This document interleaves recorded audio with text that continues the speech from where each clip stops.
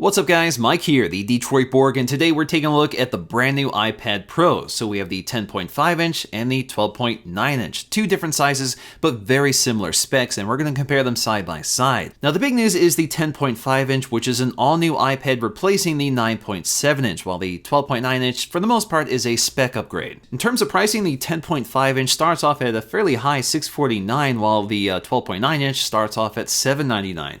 So there is a price increase for the smaller model. Of course, there's three different capacity options to pick from. 64 is standard, but you can go all the way up to 512 gigs of storage. And if you add cellular data, which is another $129, you can max out the price of the full-size iPad Pro to $1,229, so that's quite expensive. Once again, the smaller iPad Pro is available in 4 colors, which includes rose gold, while the larger iPad Pro goes without rose gold. Now, there is a different wallpaper for each color, but they're not applied by default, so you'll actually have to pick them under the wallpaper settings to apply them to your home screen. So let's start with the 10.5 inch model. So all we have to do is lift up the lid, and the first thing we'll see is our tablet wrapped in lots of frosty plastic. We can go ahead and peel this off, and the design here is pretty familiar, but before we take a close look, let's get to the accessories. First up, we have a USB lightning cable, which is pretty standard. Of course, we have a packet with some paperwork that includes a quick start guide, warranty info, a set of white Apple stickers, and a SIM ejection tool, which is unique to the cellular model. Also underneath that is the power adapter wrapped in plastic, and it looks like they sort of redesigned the plastic wrapper so the prongs don't scratch anything, so there's some protectors over it.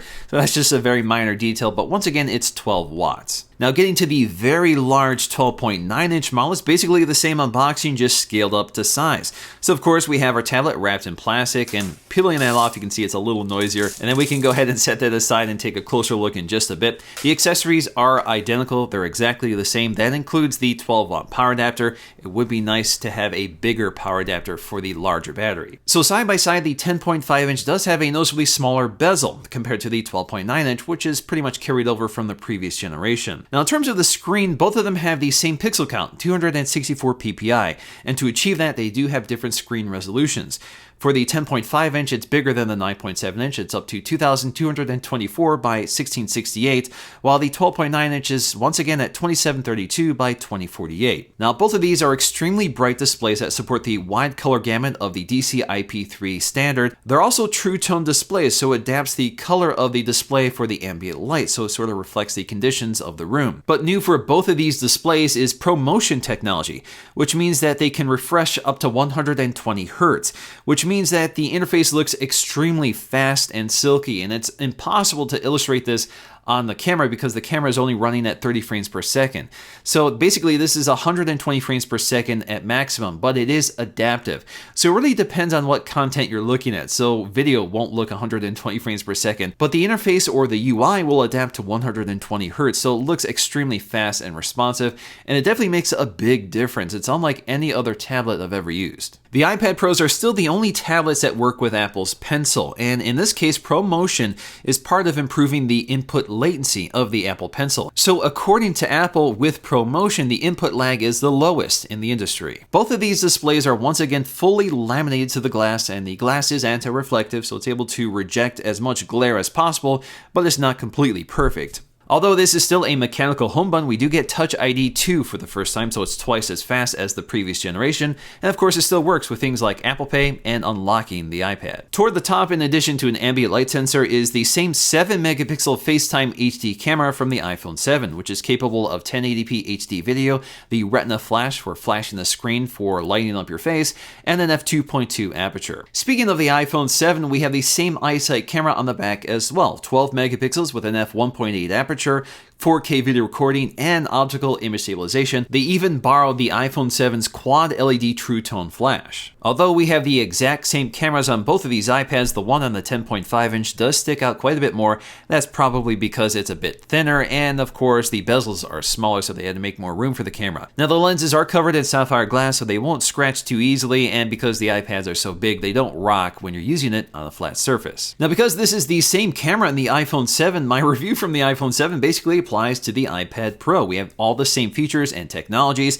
We have the same 12 megapixel sensor with an f1.8 aperture, so we have a nice shallow depth of field. It also lets a lot of light into the camera for good low light sensitivity. We also have optical image stabilization for the first time, which is great for 4K video recording. We also have focus pixels for improved autofocus performance and much more. In terms of buttons, they're keeping it pretty basic. We have a sleep-wake power button toward the top and our volume controls on the side. Now, because I have the LTE version, you'll see these little stripes along the back, very similar to the iPhone. This is part of the antenna system. Also toward the center is a set of dual microphones. Now, carried over from the previous generation is a set of quad speakers. We'll find 2 at the top, 2 at the bottom, and again, they're in the same position as before. Now, these speakers are designed to be adaptive, so no matter how you're holding the tablet, this will adjust the speaker output for left and right or up and down. Now, just like the previous generation, the audio output on these tablets is really impressive, so let's go and take a listen. What's up, guys? This is Mike, the Detroit Borg, and Apple has finally updated the iMac. So they haven't touched this since late 2015,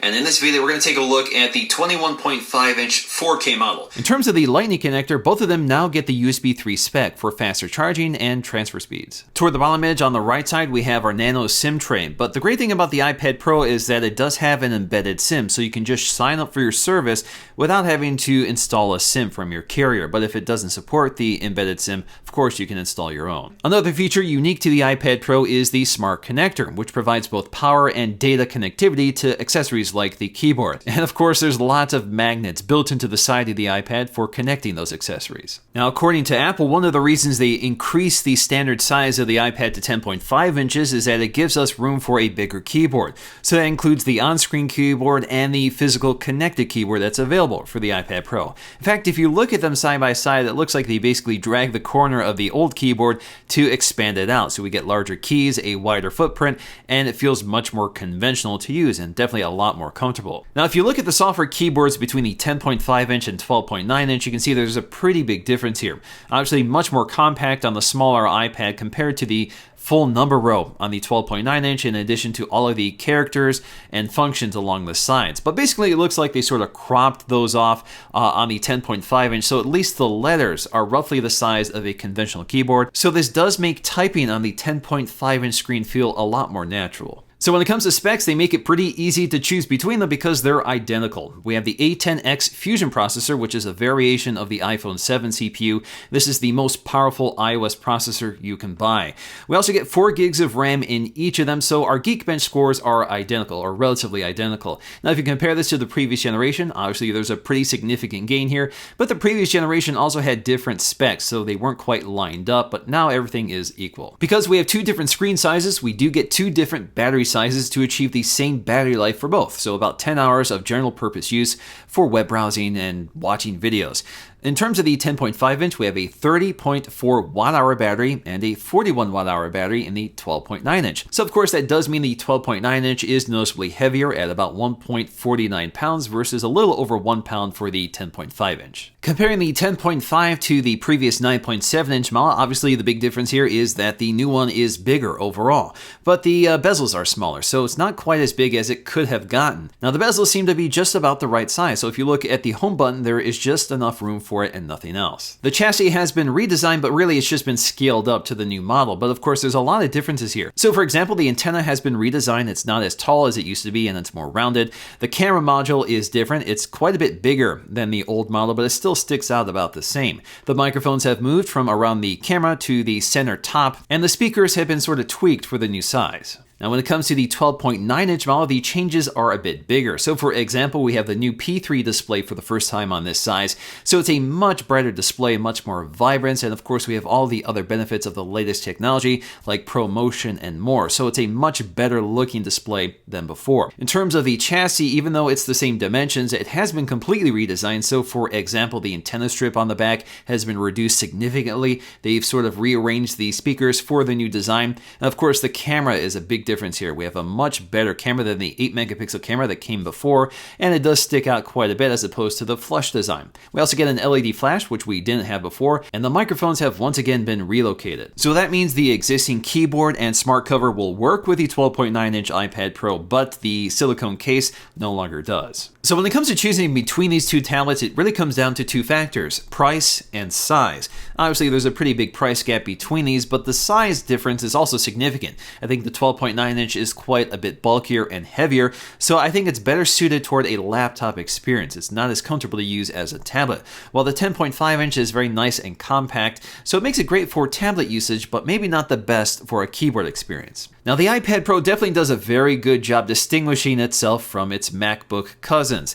Of course, there's a lot of features here which MacBooks don't have, such as a full touchscreen, the Pro Motion feature, which makes a huge impact. We have Touch ID built in standard, and at 600 nits, this is brighter than any of the Mac displays, which makes it better for outdoor visibility. Of course, we also have a stylus if that's important to you. It's not to me, but it also has LTE, which is something no MacBook has right now. And it's a very powerful machine with the A10 CPU, certainly more powerful than I need for day-to-day tasks. Of course, there is a big difference when it comes to the operating system. For the most part, it's carried over here, but there is a major change coming with iOS 11 later this year. So if you guys want to check that out, I'll leave that linked in the description below. So in the end, I really like these tablets, especially because it gives you a technology you can't get anywhere else, and that is that high refresh rate.